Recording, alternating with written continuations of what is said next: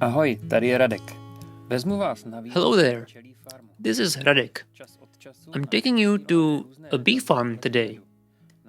You sent us some questions here and there regarding honey, opinions on how it's made, how to use it, crystallizing, heating, and more. That's why we decided with Marky to take you to our chief supplier of this natural wonder, Mr. Petr Kořínek, who will share with you some interesting observations and experiences as a beekeeper. Please, enjoy witnessing the beautiful craft that is beekeeping. By the way, Marky looks fantastic with the beekeeping hat and veil. If you're here and you're not scared, I'm gonna open it up. Alright, you can take a look. I got an already prepared stock of honey. I have never seen this in person. Wow. There are no bees here, or maybe just a tiny amount. I can see some staring back at me.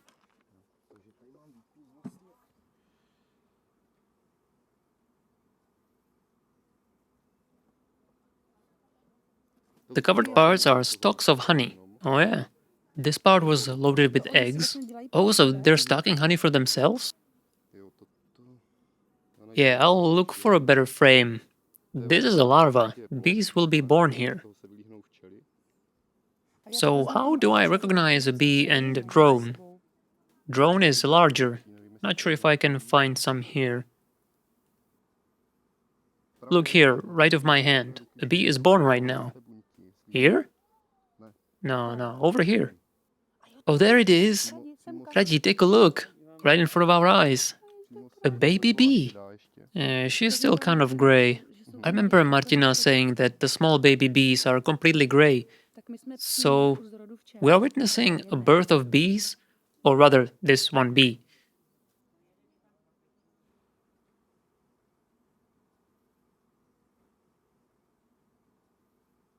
Finally, I got to meet a real drone.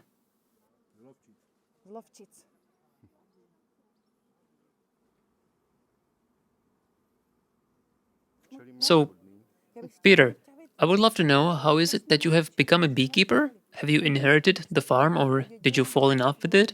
Like, this is the kind of thing I want to do. It's kind of a coincidence, actually. Definitely did not inherit it.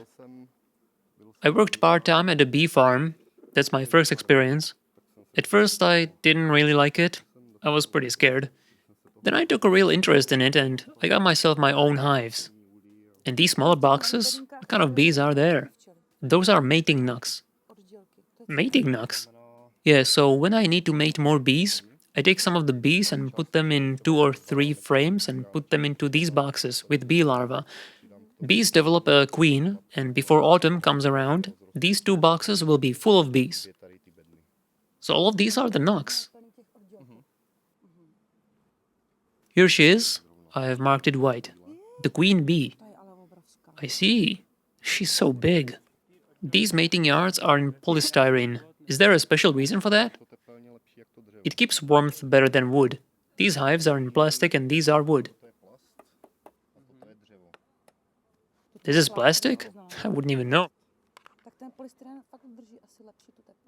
For spring, polystyrene is definitely better. If the temperature goes to like 15 or 20 Celsius, the queens hatch, and then if the temperature goes to -5, bees have to keep the warmth to about 35 degrees. In places with larvae, and this is harder to do in the wooden or plastic boxes. This is the cutout. They go down from this upper set and then don't come back up anymore. I don't even need to sweep the bees from the set, and I just take it to honey house to drain.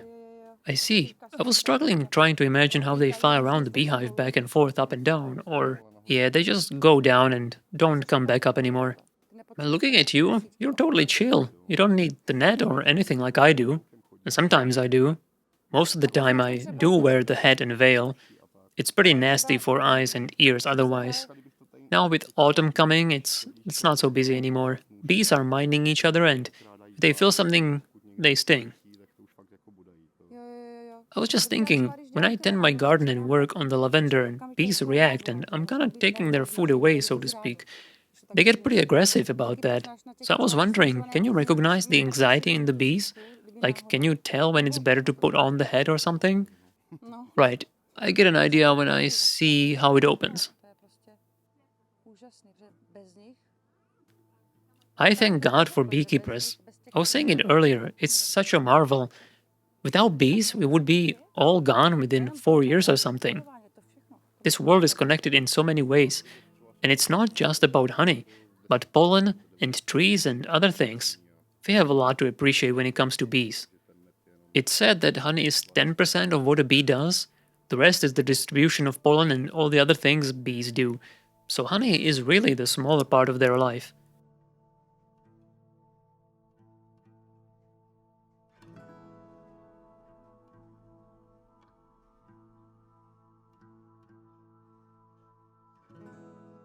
First, we need to take off the lids from the frames with a knife or fork.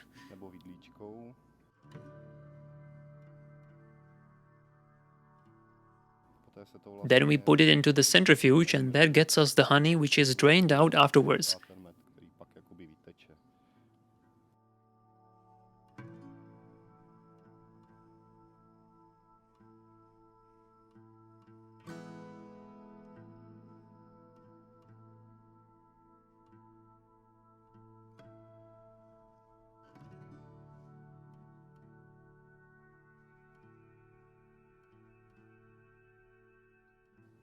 This honey is poured into a large vessel. Here, wax reaches the top, and pure honey is drained from the bottom. If I'm putting the honey into jars, it's filtered through thin sieves. I think you mentioned that old beekeepers used to do this differently. Yeah, they used to drain the honey straight into jars from the centrifuge. They might have had a sieve there too, but despite that, some of the dirt from wax will remain, because cold honey will not go through the sieve easily. Sometimes the honey can already start crystallizing somewhat in the hives. This crystallization gets into the jars and within a week is fully crystallized. People often talk about the idea that when honey is crystallized, it's because there's refined sugar in it. Nah, that's a natural property of honey. I'm not sure where do people say this, maybe in cities, but here in the villages, when older people buy their honey, they specifically choose crystallized honey because they are actually worried the honey has been too heated. In the shops, they might heat it up to 80 degrees Celsius and then quickly cool it back down. The reason for that being the honey doesn't crystallize as quickly and it's easier to sell in this form.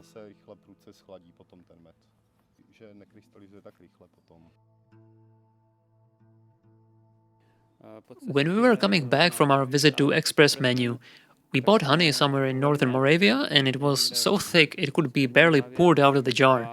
How come the honey can be so different with regards to color, texture, consistency, and such?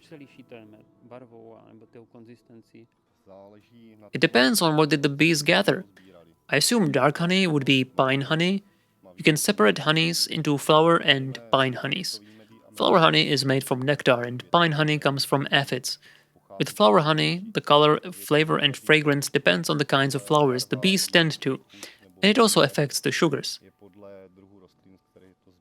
Each honey has a different structure of sugars, glucose, fructose, even higher sugars can be found there. People tell us that refined sugar is added to honey, but I found out that they may be mistaking it with sugar being used to feed the bees, which is an entirely different topic, right? True. In autumn months, bees are fed with sugar, but we do it in a way where what's left is put above the hives, so that the bees can make full use of it during winter months.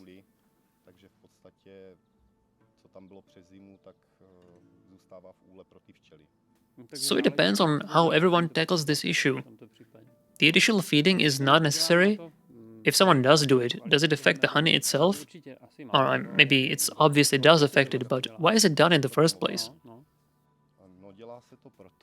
You mean the additional feeding? Well, it's because in the autumn months or beginning of August, it's the last draining. We don't make pine honey here. You use sugar instead of honey, which the bees need to survive winter and spring. It's basically a cheap solution. If the harvest isn't good, you need to let the bees keep the honey. We wouldn't drain it in such case.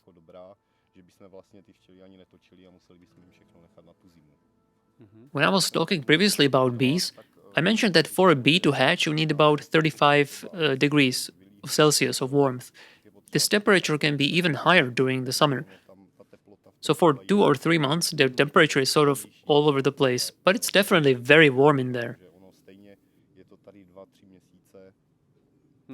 And are you aware of any case where if you, for example, put honey into boiling tea, that it becomes toxic or anything like that? No, only the beneficial properties are being diminished, like the vitamins and such. If you manage to diminish everything completely, it would be just sweet water and it wouldn't be honey anymore.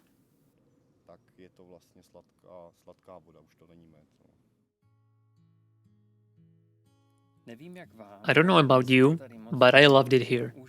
The energy of these amazing little creatures gives me peace, but also invigorates me.